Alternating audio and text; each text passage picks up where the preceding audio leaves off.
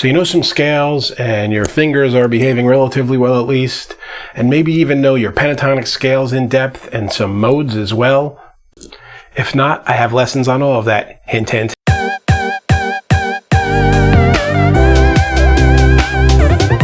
But you haven't really written any solos to songs yet, and you're trying to write something that just doesn't sound like you're playing through a bunch of scales and playing by the numbers. Well, today, I've got the magic secret sauce to help you write that first solo and make it something musical and memorable. And welcome to Music with Marky.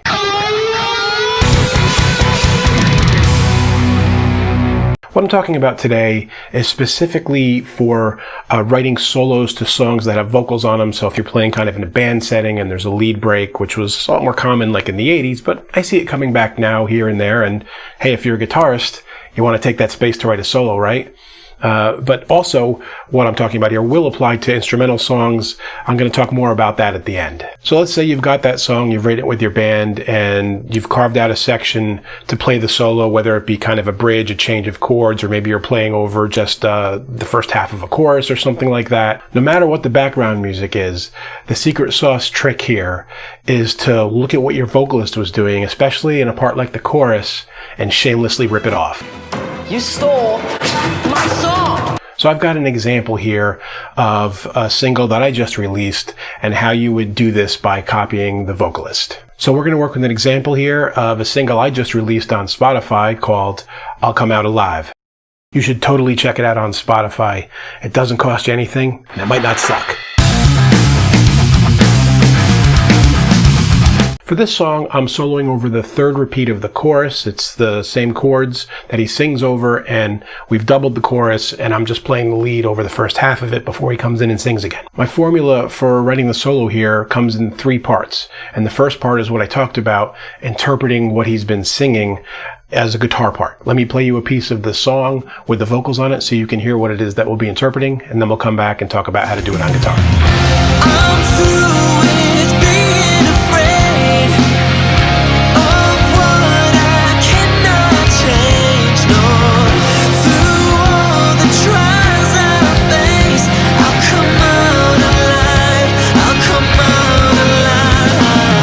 Looking at the vocal melody, I don't need to play it exactly like the singer. I can add kind of guitarist inflections to it. And if we look at the melody that he's playing, he's down in this octave over here. That's basically what he's playing. I want to do it an octave up so that it jumps out a little more and sounds a little more guitar-y, I guess, has a little more excitement. So I take it and play it with some guitar inflections, sliding into notes and whatnot.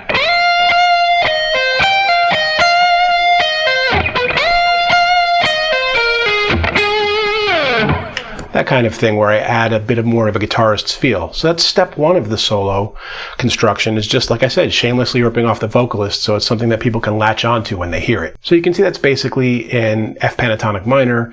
And now for step 2 of writing the solo, we're going to wander away from the melody a little bit and do something that's a little more guitarish, I guess you could say.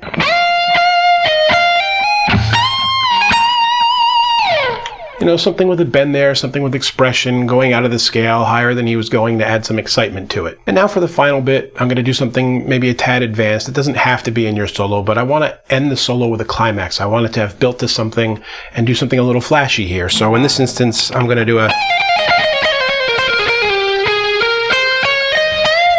ending back on the root note again. So here, like I said, I did something a bit advanced, played something kind of flashy, but you could do something that's flashy and builds that energy that isn't necessarily difficult to play. You could do like a trem picking thing.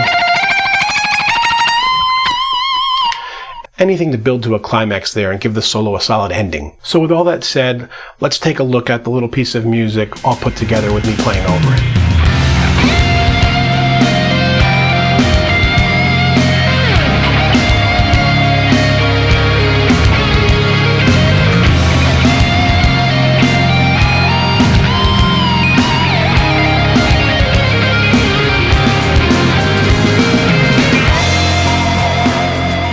So there you have something that doesn't just sound like a bunch of notes wandering around. It has a solid beginning, middle, and end.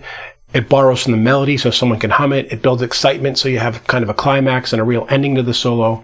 And again, this was easy because I did it over the chorus, the same chords as the chorus, so I could play exactly what he sang. So if you were doing it over a different part, like a bridge or something with completely different chords, you could still borrow the basic idea of the vocal with completely different notes. So let's say I jumped to a completely different key here, like A minor, and the bridge was doing something, in that other key.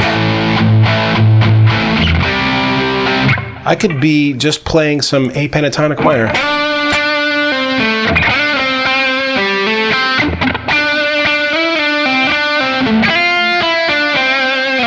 It's the same basic idea, or it would be over completely different chords, but it still borrows from the vocal, and it allows you to write something more musical that way. Now also, if you had something where it was longer and the part, like the one we did there was, like I said, just half the chorus, it was very short. You might have one that wanders a lot more, 16, 32 measures, whatever it is. You can take this same formula and kind of double down on it. You can start with that melody, wander away.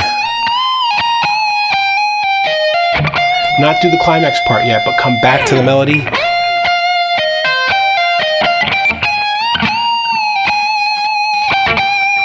And then do your climax,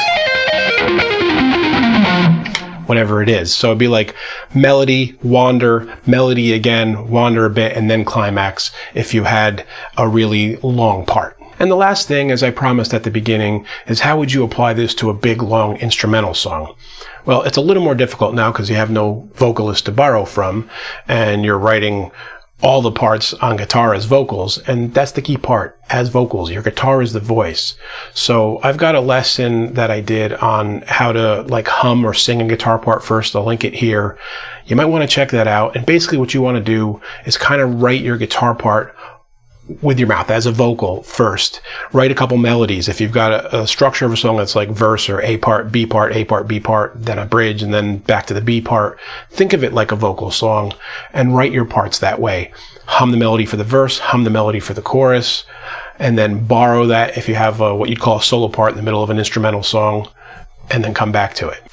So that's it for this foray into writing your first solo. I hope this helps you figure some things out if you were having any difficulty and gives you some great ideas to write good work on your own. If you have anything cool that you've recorded, please share it here. That's what this channel's about. I want to see what you guys are doing to make music and hopefully get use out of these lessons. And I want to hear what you're doing, so share it with me.